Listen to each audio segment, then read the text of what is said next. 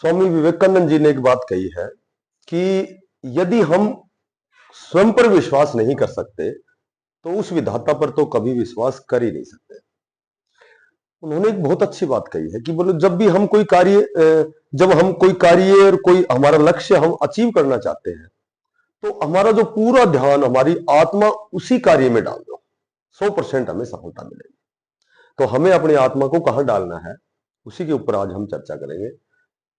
देखो, HTET 2024 new recruitment बहुत जल्दी होगा। पास होना उसमें बहुत अनिवार्य है। क्यों होना अनिवार्य है? जेबीटी के 1398 पदों पर न्यू नोटिफिकेशन आया हुआ है। पीजीटी 3069 की भर्ती निकली हुई है और टीजीटी 6000 प्लस नई भर्ती बहुत जल्दी आपको देखने को मिलेगी। जिस हिसाब से आज हम देख रहे होंगे कि एचएसएससी और हमारी जो सरकार कितनी तल्लीनता के साथ, कितनी तीव्र गति से जो प्रोसीजर चला हुआ है। हरियाणा पुलिस के पीएसटी शुरू हो गए हैं, ठीक है। 56-57 की एग्जाम डेट, एक ग्रुप नंबर 1-2 की एग्जाम डेट, टीजीटी का रिजल्ट आ चुका है, टीजीटी की वेटिंग लिस्ट आने वाली है, रिवाइज रिजल्ट आने वाला है और साथ ही डी ग्रुप की बहुत बड़े पदों पर रिजल्ट आने वाला है। तो अब कहीं न कहीं आपको मैं बताता हूं कि जो एचटेट है 2024 का, पहले होता था अक्टूबर, नवंबर, दिसंबर में। अब चूंकि ये जो टीजीटी पीजीटी की जो भर्ती आई हुई है, एक एचकेआरएन जो हरियाणा कौशल रोजगार निगम है, उसमें भी एचटेट के अलग से नंबर होते हैं, 5 नंबर। तो हो सकता है कि भाई वो रेगुलर ना लगे तो कॉन्ट्रैक्ट बेस वाले जो साथी हैं उनको भी सिलेक्शन लेने के लिए एचटेट उनके लिए बहुत अनिवार्य है, ठीक है। तो ये एचटेट आपका पास होना इसलिए अनिवार्य है कि आपको जेवीटी का जो 1398 हो सकता पद बढ़ भी जाए।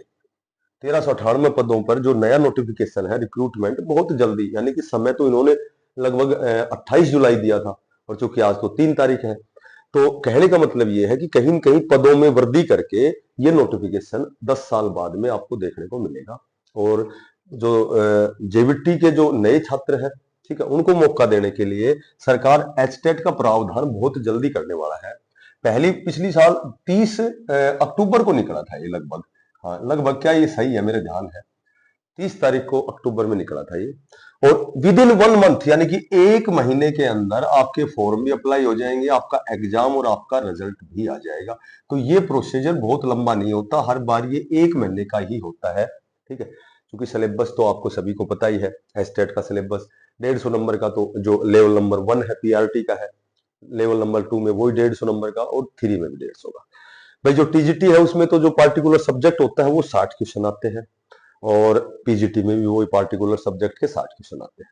बाकी जो पीआरटी लेवल होता है जो 150 नंबर का होता है, उसमें वो ये जो साइकोलॉजी है 30 नंबर की, ये तो तीनों लेवल में आती है 30-30 नंबर की। बाकी उसमें क्या है कि जो जैसे हिंदी इंग्लिश 15-15 नंबर की है, ठीक है। कई बार ये भी होता है कि भाई उसमें लिखा होता है सब्जेक्ट में, सिलेबस में, कि पेडागोजी भी आएगी, पेडागोजी शिक्षण विधियां हैं वो आएंगी, लेकिन कई बार नहीं आती, कई बार आ जाती है। तो बाकी जैसे पीआरटी में पर्यावरण आ जाता है, इन्वायरमेंट आ जाता है, उधर वो 60 नंबर, उधर 15-15 कम करके वो 60 पर्यावरण खत्म हो जाता है टीजीटी पीजीटी में, फिर वो 60 नंबर का सब्जेक्ट हो जाता है। तो ये सिलेबस तो लगभग सभी को पता भी और फिर कभी बता भी देंगे। तो जेवीटी की भर्ती मैं ज्यादा नहीं, लेकिन 1000% से ज्यादा क्या होता है, 1000% आपकी ये जेवीटी की भर्ती आएंगी। और जिसने अब जो अब मौका चूक गया ना, वो चूक गया। और ये भी बता देता हूं आपको कि ये जो जेवीटी की भर्ती है, ये चुनावों से पहले होनी अनिवार्य एंड अनिवार्य है, बिल्कुल ये भर्ती होगी आपकी। तो ये मत चक्कर में पड़ो कि भाई जब फार्म निकलेंगे जब तैयारी करेंगे, या जब ऐसा होगा जब वैसा करेंगे। ये चीज क्या है कि ये कहीं न कहीं हमें सफलता से दूर कर देता है। जब ये ऐसा होगा जब ऐसा करेंगे, तो ये सफलता से हमें दूर कर देता है, ठीक है। तो ये तो सोचो ही मत। जब सुरसुराट है, जब अखबार में लिखा आ चुका है, पदों की संख्या बता दी है, तो इसका मतलब ये भर्ती आएगी और आपके पास बहुत अल्प समय है, 2 महीने है। और उससे पहले एस्टेट आएगा। एस्टेट में आपको एस्टेट भी पास करना है, दोनों लगभग एग्जाम सेम होते हैं। वो स्क्रीनिंग एग्जाम होता है। Screening exam candidate, number of candidate ज्यादा है, पोस्ट कम है, तो वो स्क्रीन टेस्ट और शॉर्ट लिस्ट होनी है और उसके बाद में ये सिलेक्शन होना है। और टीजीटी में जो साथी रह गए हैं, ठीक है, 1 2 3 4 नंबर से, उनके लिए बहुत अच्छी खुशखबरी है कि टीजीटी के 6000 नए पदों पर भर्ती आपकी आएगी। और ये चुनाव से पहले होगी या नहीं होगी ये तो मैं श्योर नहीं कह सकता, पर भर्ती आएगी, चाहे वो चुनावों के बाद हो, एग्जाम जो भी होने हो सारे बाद में हो, लेकिन ये भर्ती आएगी। अभी से प्रयास करोगे तो सफलता प्राप्त करोगे। अदरवाइज कई बार हम ऐसे करते हैं, यार ये फॉर्म आ जाने दे, मेरा एक बार फिजिकल हो जाने दे, फिर मैं तैयारी करूंगा, तो वो चीजें निराधार होती है। ठीक है, कई कई कई साल मैं कहूँ ना, भाई हरियाणा पुलिस के तैयारी शुरू कर लो, बहुत अच्छे मौका है। बोला तो पहले पीएचडी देखेंगे, रेस होती है, तो इस तरह मत देखो कि ये होगा, कंडीशनल जीवन मत जियो, जीवन को पॉजिटिव हो जियो। तुम्हें ये टीजीटी, जिसका सपना टीजीटी लगना है, ठीक है, और जाहिर सी बात है भाई, टीजीटी और पीजीटी तो सभी होते हैं। जो टीजीटी, जो बीएड जिसने कर रखी है वो एमए जरूर कर लेता है। आजकल तो बहुत से मार्ग हैं, डिस्टेंस से कर लेते हैं, प्राइवेट भी हो जाती है, नॉन अटेंडिंग भी हो जाती है, तो एमए लगभग सब कर लेते हैं, हर बहुत सी यूनिवर्सिटियां करवाती है।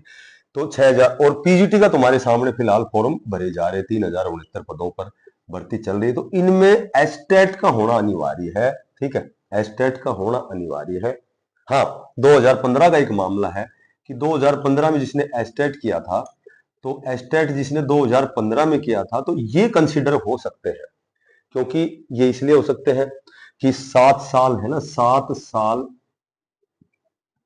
का समय होता है जिस दिन जारी होती है हमारी सर्टिफिकेट, और उसके बाद 7 साल बाद ये दोबारा फिर एस्टेट करनी पड़ती है। लेकिन 2015 का मामला कहीं कहीं चला हुआ है, और 2015 वालों को कंसिडर किया जा सकता है, ठीक है। लेकिन जो नए साथी हैं, या फिर हो सकता है, तो उस प्रोबेबिलिटी के चक्कर में क्यों पड़ते हो?